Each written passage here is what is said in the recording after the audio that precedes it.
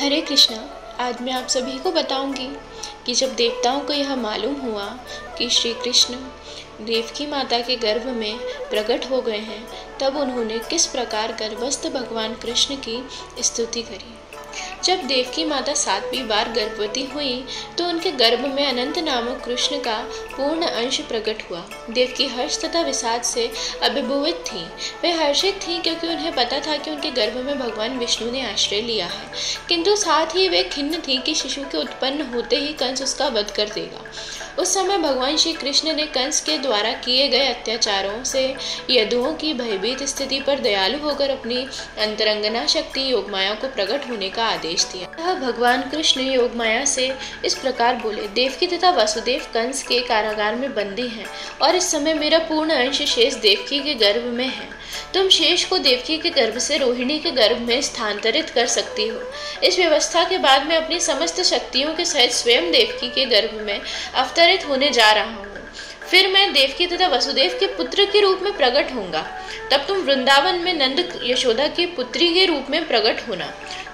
चूंकि तुम मेरी सहभगिनी के रूप में जन्मोगी और चूंकि तुम शीघ्र इंद्रिय तृप्ति की इच्छाओं की पूर्ति करोगी, अतः संसार के सभी लोग सभी प्रकार की मूल्यवान भेंटों यथा अगुरु, बत्ती, पुष्प तथा यज्ञ की हवि से तुम्हारा पूजन करेंगे। जिन लोगों को भौतिकता से प्रेम है वे तुम्हारा अंश के विभिन्न रूपों में जो दुर्गा, भद्रकाली, विजया, वैष्णवी, कुमुदा, चंडिका, कृष्णा, माधवी, कन्या, माया, नारायणी, ईशानी, शारदा तथा अंबिका नाम से अभिहित होंगे, तुम्हारी पूजा करेंगे।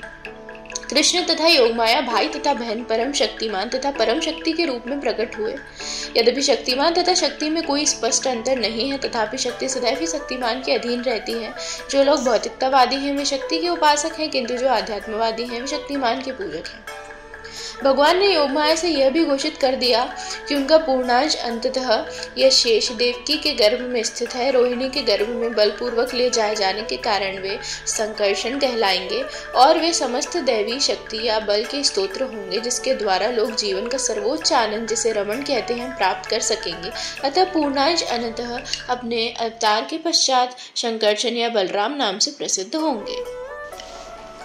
जब भगवान ने योगमाया को इस तरह आदेश दिया तो उसने उनकी प्रदक्षिणा की और तब उनके आज्ञानुसार वह भौतिक जगत में प्रकट हुई। जब भगवान की परम शक्ति योगमाया ने शेष को देवकी के गर्भ से रोहिणी के गर्भ में स्थानांतरित किया तो वे दोनों ही योगमाया के वश में थी, जिसे योगनिद्रा कहते हैं। जब ऐसा हो चुका तो लोगों ने समझा कि देवकी का 7वां गर्भ विनष्ट हो गया।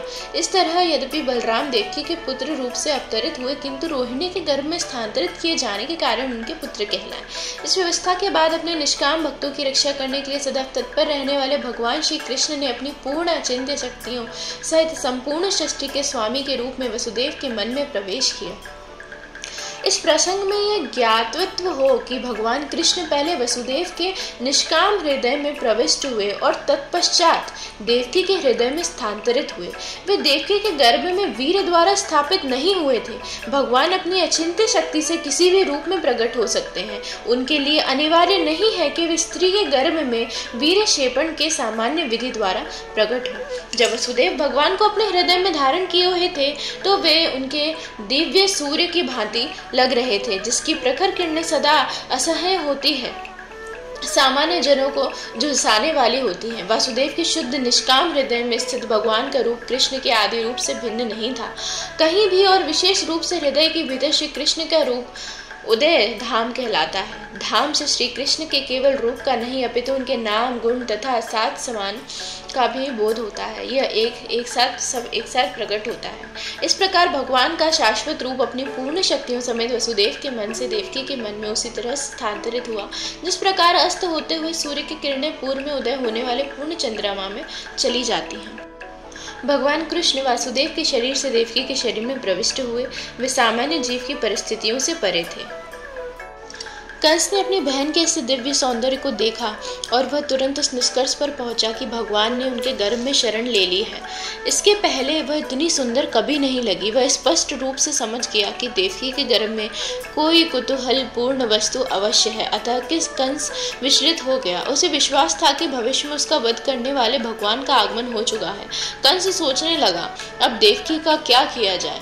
उसके गर्भ में निश्चित रूप से विष्णु या कृष्ण है, अतः यह निश्चित है कि कृष्ण देवताओं का उद्देश्य पूर्ण करने के लिए आ गया है।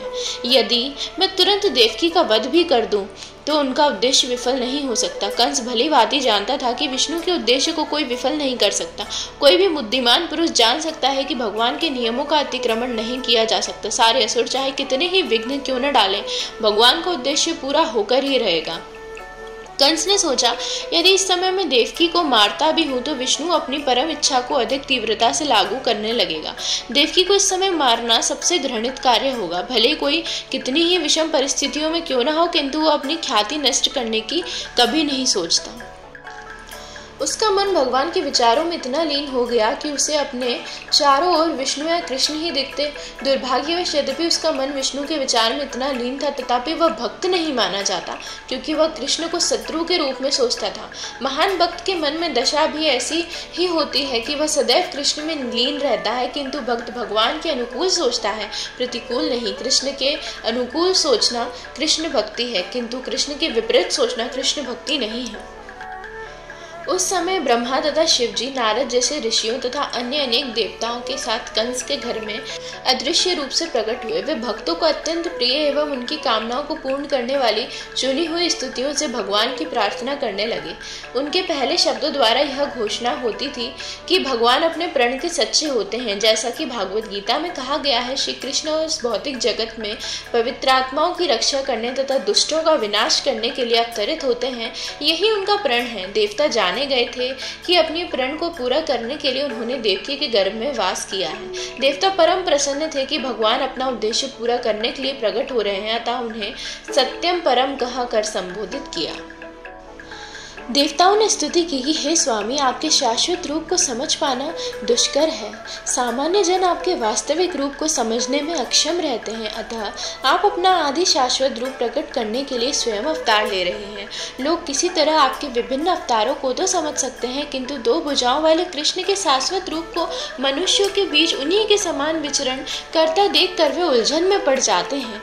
आपका यह शाश्वत रूप भक्तों के दिव्य आनंद को बढ़ाता रहता है, किंतु भक्तों के लिए यह घातक है। जैसा कि भगवत गीता में कहा गया है कि कृष्ण साधु के लिए अत्यंत मोहक है, परित्राणाय साधूनाम, किंतु यह रूप असुरों के लिए अत्यंत घातक है, क्योंकि कृष्ण असुरों के वध के लिए अवतरित होते हैं, अतः वे एक ही साथ भक्तों के लिए मोहक और असुरों के लिए घातक होते हैं। हे कमल के समान नेत्रों वाले प्रभु, आप शुद्ध शाश्वत के स्तोत्र हैं।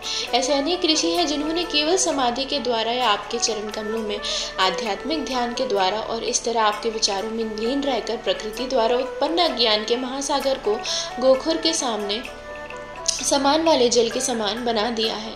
ध्यान का उद्देश्य मन को भगवान के चरण कमलों से प्रारंभ करके उन पर केंद्रित करना है। भगवान के चरण कमलों में ध्यान से ही बड़े बड़े मुनि इस विशाल भवसागर को बिना कठिनाई के पार कर लेते हैं।